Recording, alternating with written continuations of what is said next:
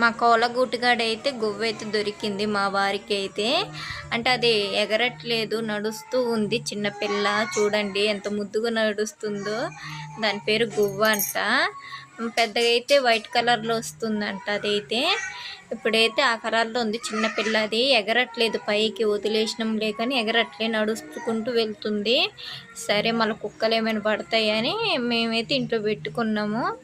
దాని గూటు ఎక్కడ వదిలిపెడదామంటే అదే నడుచుకుంటూ మా కోళ్ళ గూటు కాడికి వచ్చింది. ఎట్లా వచ్చిందో కూడా తెలియదు. వెళ్ళి చూస్తే కోళ్ళ గూటు కాడ ఉంది.